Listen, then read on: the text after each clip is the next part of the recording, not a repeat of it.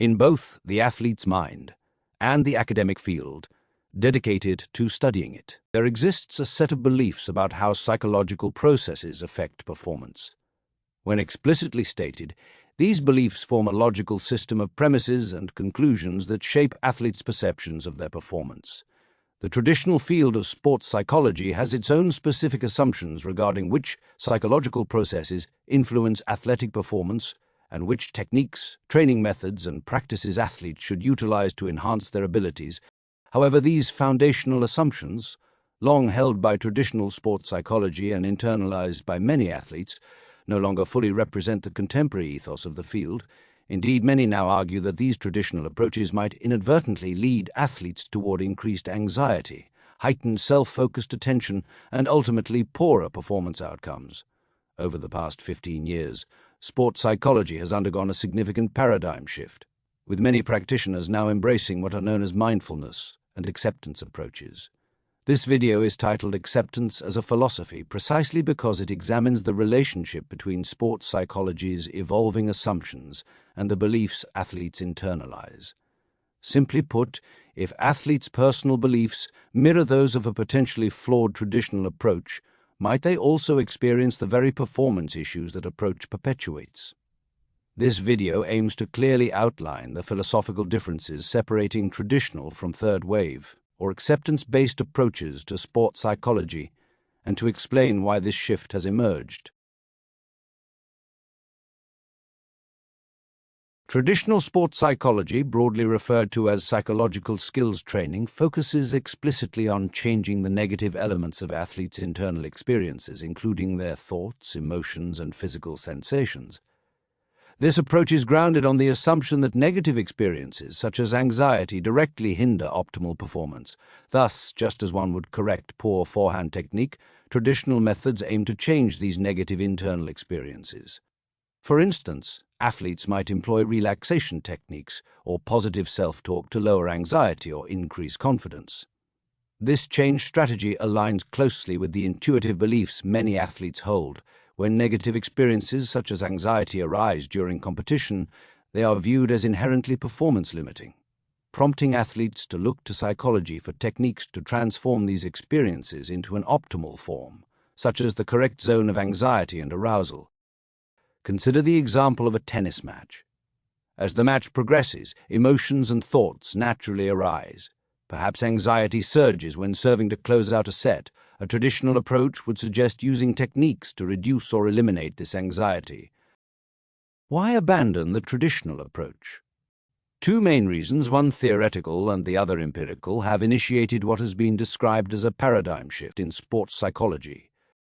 Traditional sports psychology relies on a series of psychological techniques known collectively as psychological skills training, PST. These techniques include self-talk, arousal regulation, imagery, and goal setting, all aimed at changing negative psychological processes to facilitate optimal performance.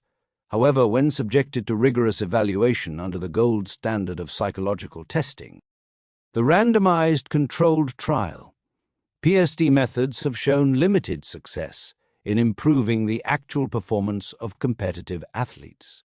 Evidence cited in Gardner and Moore's seminal text, The Psychology of Enhancing Human Performance, challenges the traditional assumption that negative internal experiences directly hinder optimal athletic performance. Research has produced two notable findings that cast doubt on this traditional view. First, some studies have successfully reduced negative experiences like anxiety without observing any improvement in actual athletic performance. Conversely, other studies have demonstrated improved athletic performance without corresponding reductions in anxiety. These findings collectively undermine the belief, central to traditional sports psychology, that negative experiences are directly linked to diminished performance. Acceptance-based sports psychologists often ask athletes to reflect honestly on their success in eliminating uncomfortable feelings such as anxiety during competition. The typical finding is clear.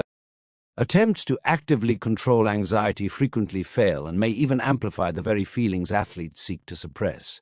One theoretical explanation for this phenomenon comes from psychologist Daniel Wegner's theory of ironic processes.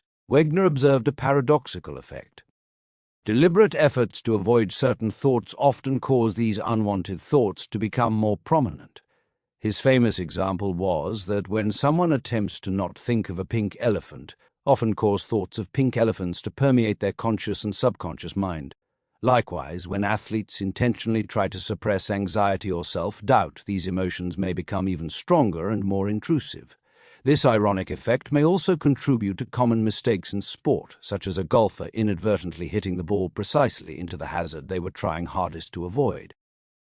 A second critical problem with attempting to control internal experiences is that it encourages self-focused attention, which disrupts the absorbed task-focused attention central to optimal performance.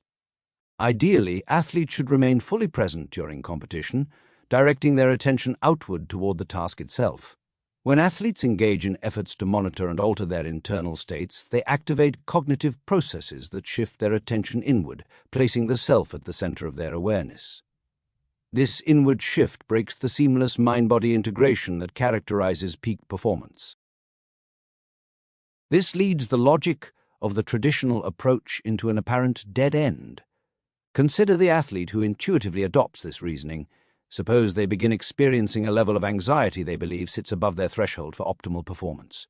Because they assume their best performance is directly tied to maintaining a certain optimal form of psychological content, this immediately creates a problem. They conclude that they cannot possibly perform at their best with the amount of anxiety they are currently feeling. Naturally, their attention turns inward toward how they are feeling, and they look to sports psychology techniques in the hope of changing or reducing those internal experiences. However, as outlined above, the idea that an athlete's best performance is directly linked to achieving an optimal form of thoughts and emotions has been empirically challenged in recent literature. But even if this were not the case, the attempt to control or change these experiences often backfires. Efforts to reduce anxiety frequently increase it, while also reinforcing a performance-limiting mode of self-focused attention, the exact opposite of being dialed in. It is for these reasons sports psychologists in the 21st century have reconsidered our models of the psychology of enhancing human performance from the ground up. What has emerged is the mindfulness and acceptance paradigm. Let's begin by recognizing that the experiential landscape of high-level sport often resembles a dramatic narrative.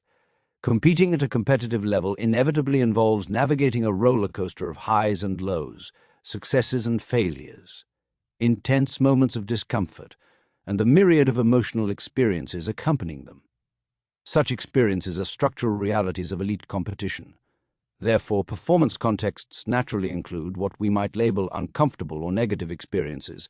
These include moments of intense pressure, anxiety, low confidence, motivational struggles, boredom, or physical discomfort during training. Summarizing the traditional approach, Gardner and Moore succinctly characterize its philosophy as the belief that athletes must feel optimally to perform optimally. Acceptance-based approaches adopt a fundamentally different stance. Athletes must learn to perform optimally even when feeling badly. Moments of discomfort, along with the psychological content that emerges from them, are experienced by everyone. They are not signs of deficiency or evidence that something is wrong with an athlete's mental form. Rather, they are structural features of the performance environment, part of the atmosphere athletes are inevitably thrown into.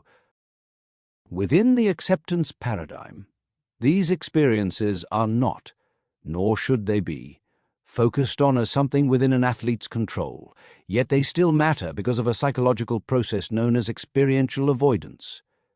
Experiential avoidance occurs when important parts of an athlete's performance context are avoided simply because avoidance is more comfortable. This includes shrinking away from pressure moments, avoiding difficult parts of training, mentally tanking a match, or shifting attention inward when losing instead of remaining dialed in on the task. Though these situations appear different on the surface, the underlying psychological mechanism is the same. The athlete's actions and attention become subtly directed toward a different goal, not performance, but reducing the discomfort inherent in the dramatic context of sport. This, after all, is what lies beneath the familiar advice repeated by successful athletes and coaches. You must learn to become comfortable with the uncomfortable. Let's return to the athlete who experiences anxiety rising above what they believe is their optimal threshold, concludes they cannot perform at their best with that level of anxiety, and turns to sports psychology seeking relief. Mindfulness and acceptance approaches begin by reframing this very starting point. At the foundation of the mindfulness and acceptance paradigm sits the philosophy of acceptance itself. In the most seminal work in third-wave sports psychology, Frank Gardner and Zella Moore write the following, defining the mindfulness and acceptance paradigm. It is the degree of experiential acceptance displayed by the performer that is critical to ultimate performance outcomes. In other words, performance outcomes depend on the degree to which the performer accepts his or her own internal experiences as normal and naturally occurring, is willing to persist on task despite these experiences, and maintains attentional focus on the environmental task at hand rather than on his or her internal thoughts, feelings, and physical sensations. Along these lines, it is not the presence or absence of negative thoughts, physiological arousal, or emotions such as anxiety or anger that predicts performance outcomes. Rather, it is the degree to which the individual performer can accept these experiences and remain attentionally and behaviorally engaged in the performance task. In sum, acceptance signifies a profound shift in sports psychology, challenging athletes to redefine mental toughness, not as the absence of discomfort, but as the willingness and ability to perform effectively despite its presence.